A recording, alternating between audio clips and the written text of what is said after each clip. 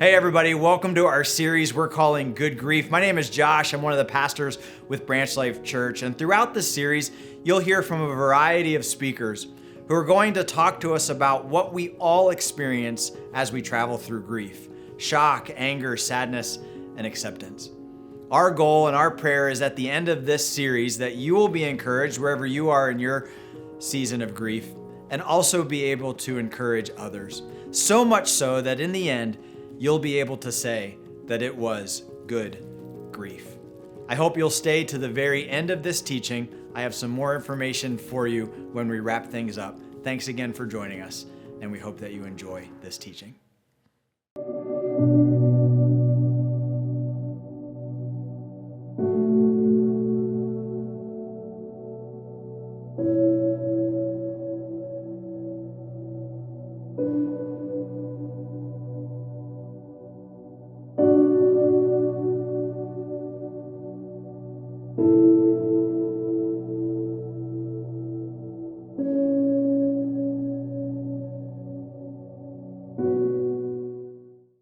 Good morning, Pastor Josh. Thank you for inviting me to come and speak to your congregation, but more importantly, thank you for having the wisdom to realize that as a human being, even though you're a pastor, you're a human being, and there are times that pastors will do too much. They'll take on the essence of I needed. It's important that I push through. It's important that I model pushing through. But I think it's wiser to model that sometimes, especially in a series like this, after the losses he's experienced and you've experienced, it's very wise to be able to say, I need to step back. And I think that's real good wisdom. How many of you have grieved in some way or another in your life? Okay, how many of you grieved not just because of the death of a loved one, but you've grieved because of the death of a job?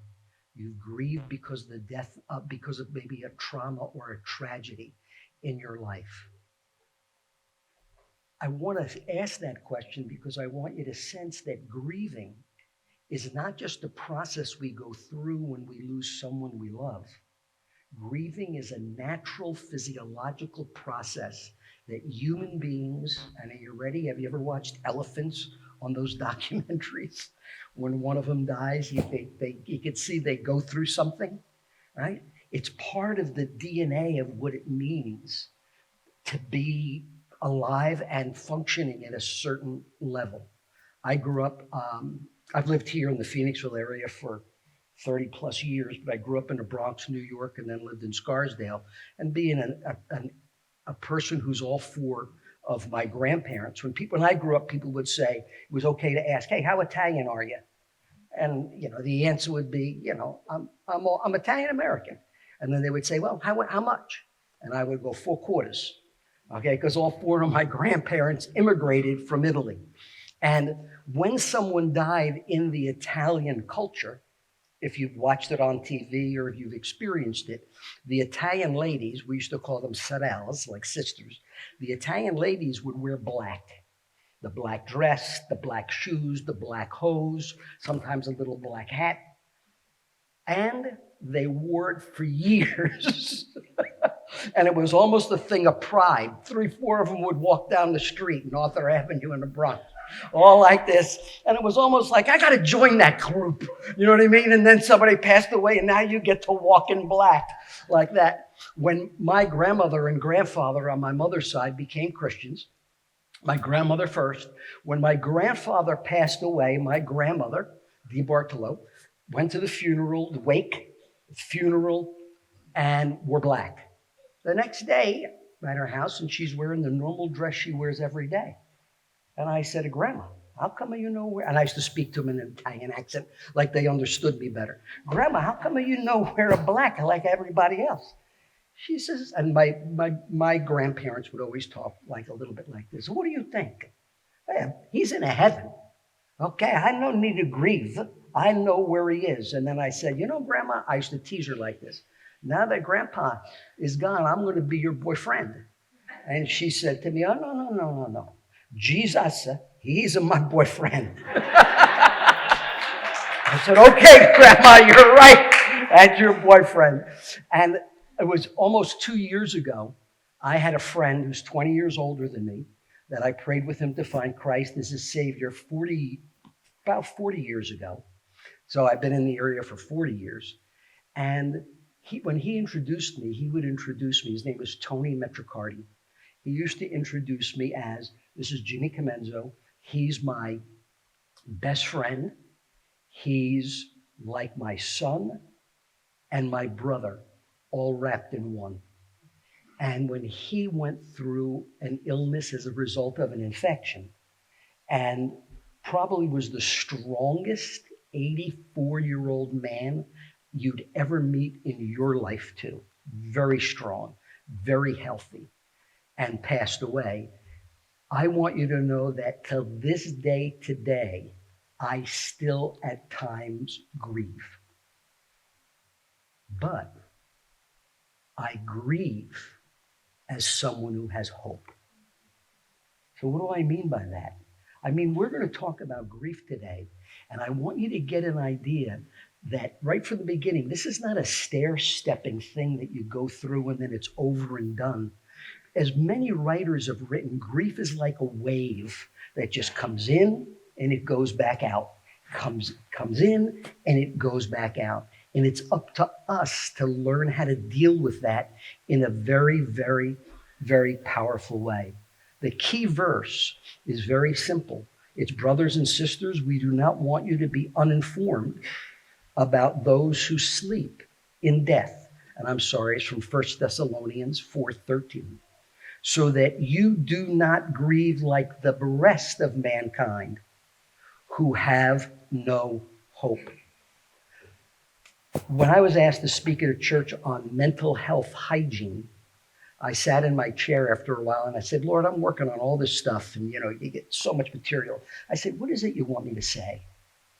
And I felt like the same thing here.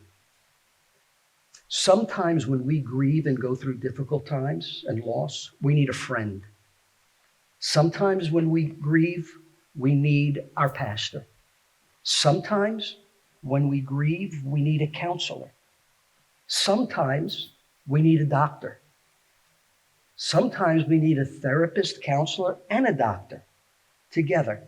But all the time, we need faith, hope, and love that's found through Jesus of Nazareth. And that's the theme. Sometimes we need help, and it's okay to ask for it. This morning, I'm going to be the first in a series called Good Grief. And here's what I'm going to take a minute to tell you what I'm going to do. We're going to begin by defining and understanding the essence of grief and the essence of good, okay? Then we'll look real quickly at what is good grief. Then we'll briefly look at the 5 phases of grief that are outlined as shock, denial, together, bargaining, anger, sadness or depression, and acceptance. And here's what's interesting. If you read the work that this was written by Kubler-Ross, okay, in her book, Death and Dying, she writes in her book that hope can persist at every single level. Okay, that's an exact quote from her book. This morning, we're going to spend more time in denial, shock, and bargaining. Then we're going to conclude on practical suggestions to help you, and here's an important word, swim through grief and focus on the hope that we can experience through every one of these phases, because the central truth is we grieve, but not without hope. When I use the word swim, it's a word I use when in a therapy practice, that when people have difficulties and problems, I often say to them, what we have to learn how to do is swim through this material and not drown in it. In other words, it's real. In other words, material is there. The sharks are there. They're nipping at you. Okay, you know, there's danger in the water. There's pain in the water. Life brings with it a certain element of pain just because that's life, correct? But our task is to swim through that and not drown in it. And the greatest way that I've found to swim through the problems of life is to put my hope, my trust in Jesus of Nazareth, because that gives me the ability to swim through it. So let's begin. What is good? If we had the time, I'd ask you to tell me, what is good? Somebody, just for the heck of it, just fill in the blank. Good is... Come on. Jesus. Oh, there's the answer. You cheated on the test. Good is... What's it? Merit. Great answer. It's respectable, it's moral, it's virtuous, it ascribes positive value. Good makes something better. Agree? But good is also something else. Listen to this quote from a science that I study. A thing is good when it has all the properties it's supposed to have. Or put another way, something is good when it fulfills its definition. My car is good if it gets me from Phoenixville to here, right? Comenzo will do a good job today if you walk out of here and it makes sense in the Lord's presence. That's good. But the thief is good if the thief robs your house and doesn't get caught. That's one good thief, correct? So that's good, all right? Good defines, it's got a property of also defining that characteristic of the class that it's defining. It's congruent with it. What is grief? Simple. Grief is the acute pain that accompanies a loss. It's not limited to the loss of people. It follows the loss of a loved one, but it may be the loss of, as we said before, a job, a home, a spouse, not in death, divorce. Okay? Grief is a natural response to any kind of loss. So don't think, as Pastor said, you and I are immune from grief. I think I heard somebody say something like this once: "Blessed are those who mourn, for they shall be comforted." But I'm not sure if I really heard that. But I did hear a guy preach a whole sermon, and instead of the word mourn, he said moan. Blessed are they that moan, for they shall be comforted. Okay. Grief. C.S. Lewis said in his book, A Grief Observed, listen to this quote: "To love at all is to be vulnerable. Love anything and your heart will be wrung out and possibly broken." You felt that way at times? If you want to make sure of keeping your heart intact, you must give it to no one, not even an animal. Wrap it carefully round with hobbies and little luxuries. Avoid all entanglements. Lock it up safe in the casket or coffin of your selfishness. But in that casket, safe, dark, motionless, it will change. It will not be broken. It will become unbreakable, impenetrable, irredeemable. To love is to be vulnerable. The essence is, if you love something or someone, realize that you will get broken. Maybe you remember the story, I won't tell it now, but the Velveteen Rabbit, one of my favorites, okay? But we don't know all the whys that we experience the hardships. We don't, but we do know this: life is not the way it's supposed to be. It's just the way it is. And how we deal with it makes a difference. Is your life the way it's supposed to be? I don't know about you, mine isn't. You get what I'm saying with that? Life is just the way it is, and we have to accept the reality of what is. And Jesus came to model for us how to live and react in an unfair world when he said, In this world we will have troubles or tribulation, but be of good cheer. I've overcome the world. What is good? What is grief? What is good grief? Good grief is being congruent with grieving. Good grief is when you really go through and accept that you're grieving. That's when it's good, that you're self-aware. And good grief is not drowning in the grief, but swimming through the grief. Swimming through may be crying, swimming through may be not talking, swimming through may be angry, swimming through may be the magical statement, only if, only if, only if. Those things happen, and that is not bad grief. It's good grief if those things happen and you can get through it so that you at the end have acceptance and you have hope. Does that make sense? Because it's extremely important. There are the 5 stages of grief by a Swiss psychiatrist and researcher. The first one, I'm going to give you all 5 stages real quick. Then I'm going to talk about the first 2. Is denial, shock. Okay? You get it? You lose your job. You lose a loved one. Okay? It refers to the difficulty of comprehending the reality of the loss. All right? How many of you have felt shock in your life? Like, I can't believe it. I just can't believe that happened. All right? That's it. Then the next one is bargaining. Bargaining is a process that we end up saying before grief, you get a prognosis of cancer. Boy, if I recover from cancer, I promise I'll go to church every week. If I recover from cancer, I promise I'll never argue with my husband again. It includes magical thinking, only if. A good friend of mine from Berks County, the pastor's name is Brian Cuck. Brian Cuck pastored GT Church, and I was a non-resident elder there for 20 years, riding his motorcycle, going down the road on a Sunday afternoon after church. A drunk driver came across, hit him and his wife. His wife flew off the back, died instantly. He was pinned underneath the Ford Explorer. The EMTs resuscitated him 3 times, 17 surgeries. Later, he lost his leg. He lost his eye, his left leg. He lost his left eye playing baseball in the minor leagues. And he lost his wedding ring that you wear in your left hand.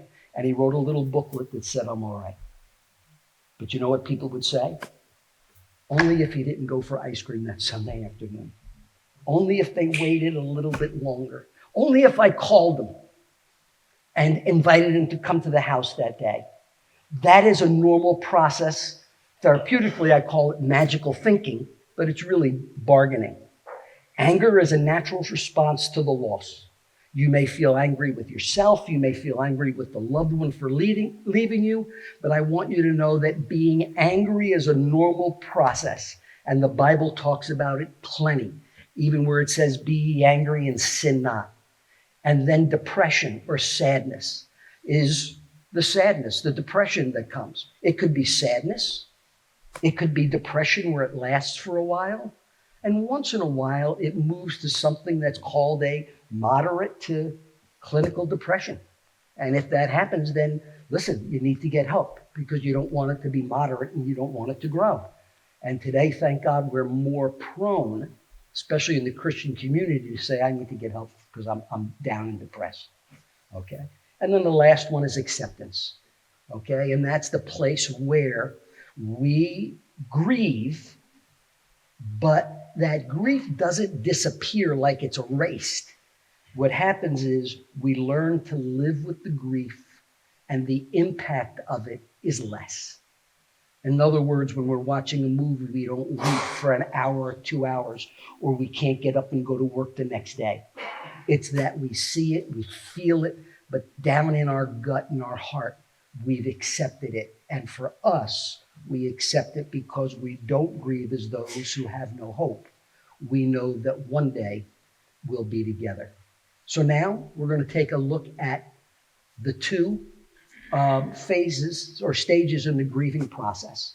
The first one is denial, in parentheses, shock. I'm going to read a passage that's very familiar, and I like reading scripture. So let's listen to this, and I'll stop at certain points, okay? It's from Job chapter 2, verses 1 through 13, but the focus is verses 11 through 13. On another day, the angels came to present themselves before the Lord. And Satan also came with them to present himself before him. And the Lord said to Satan, "Where have you come from?" Satan answered the Lord, "Roaming throughout the earth, going back and forth on it." Then the Lord said to Satan, "Have you considered my servant Job? There's no one on earth like him. He's blameless and upright, a man who fears God and shuns evil. And he still maintains his integrity, though you incited me against him to ruin him without any reason." "Skin for skin," Satan replied. "A man will give all he has for his own life. But now stretch out your hand, strike his flesh and bones. He will surely curse you to your face." The Lord said to Satan, "Very well, then he is in your hands, but you must spare his life." So, as you know, the story says Satan went out from the presence of the Lord and afflicted Job with painful sores from his head to the crown, from his feet to the crown of his head. Then Job took a piece of broken pottery and scraped himself with it as he sat among the ashes. His wife said to him, "Are you still maintaining your integrity? Curse God and die." He replied, "Are you talking foolishly? Shall we accept good from God and not trouble?" And in all this Job said, in all this Job did not sin in what he said. And now listen, when Job's 3 friends came and heard about all the troubles that had come upon him, they set out from their homes and met together by agreement to go and sympathize and comfort him. When they saw him from a distance, they could hardly recognize him. They began to weep aloud, and they tore their robe and sprinkled dust on their heads. Then they sat on the ground with him for 7 days and 7 nights. No one said a word to him because he saw how great his suffering was. I'm guessing that during those 7 days, Job was in shock.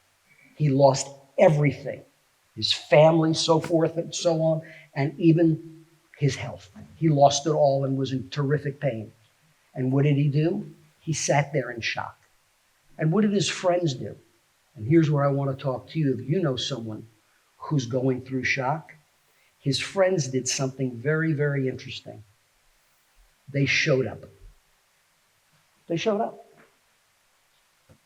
And when they saw the pain that he had, they didn't try to give him platitudes or words. They showed up, and then they shut up. And then they simply sat with him. One of the most meaningful things that happened to me after my dad died when I was in seminary was when one of the students the teacher announced it, and one of the students walked over to me and just put his arms around me and he hugged me. And I started to cry. And that hug meant so much to me at that particular time. He didn't utter a word, but his presence, knowing he was with me during that, spoke to me. So, when you're in shock, allow yourself to be there for a while. Don't circumvent it or cut it short. If it's lasting months and years, of course you need to get help. But if you're going through a lot of pain and your equilibrium is off, allow yourself to just sit there and be in shock and realize it's normal for a certain period of time to be in denial and act like that didn't happen. There's no way. You lose your job and you get dressed and you go to work the next day. That's denial, okay? But that's part of a grieving process. The next is bargaining, okay? And in bargaining, is really trying to find something to take the pain away. Right? That's what bargaining is. I want to take that pain away. And it's haggling, it's bartering, it's negotiating. And I looked and said, where do I find a good example biblically of bargaining? And the story's found in John chapter 11. And it's the story about Martha and Mary when Lazarus died. And if you're familiar with the story, Lazarus passes away, and they call for Jesus to come. But by the time Jesus gets there, Lazarus has died. And without reading the whole story, Martha says to Jesus, when Martha heard that Jesus was coming, in verse 20, she went out to meet him, but Mary stayed at home. Lord, Martha said to Jesus, if you had been here, my brother would not have died. Bargaining. Then later, and Jesus says to her, but your brother will rise again. I know he'll rise again at the last day. And they have a conversation. And then eventually, when Mary reached the place where Jesus was and saw him, she fell at his feet and said, Lord, if you would have been here, my brother would not have died. When Jesus saw her weeping, and the Jews who had come along with her also weeping, he was deeply moved in spirit and troubled. Where have you laid him? He asked. Come see, Lord, they replied. The shortest verse in the Bible, Jesus wept. Then the Jews said, see how he loved him? And you know the story, Jesus called him forth and he rose from the dead. What I want you to embrace as a result of reading the text is to realize that bargaining is a normal part of a grieving process. So when you say, only if we had a different doctor, only if we went to a different hospital, only if you didn't drive down that road, only if I didn't say, I'll never forget, a guy said one word that wasn't horrible, but it was enough that he got fired, okay, for it. And only if I didn't say that word, I wouldn't have lost my job. Well, that's bargaining. The truth is, you've got to come to a place of acceptance. Okay, so why am I bringing these two up? I want you to normalize them when you go through them. I want you to normalize them when you minister to someone. Does that make sense? Are we tracking okay? Okay. So what are some practical suggestions about grieving and hope? Number one, remember that sometimes in life we need a friend. Sometimes we need our pastor. Sometimes we need a counselor. Sometimes we need a doctor. Sometimes we need both, a therapist and a doctor. And sometimes, or not sometimes, all the time, we need hope, faith, and love that's best found through Jesus of Nazareth. So, what do? Realize grief is a natural part of the human experience. It's a natural part of a healthy relationship. It's a natural function of the experience of loss. Number two, remember God can handle our grief. We serve a God who's able to hold us and help us through the darkest times in our life. As the psalmist David said in Psalm 77, 1 and 2, I cried out to God for help. I cried out to God to hear me. When I was in distress, I sought the Lord at night. I stretched out untiring hands. My soul refused to be comforted. But what ended up happening at the end of that chapter? God came through and comforted them. Jesus said, about the ninth hour, Jesus cried out, my God, why have you forsaken me? Here, he felt the pain of the loss of that relationship with God and the weight of sin.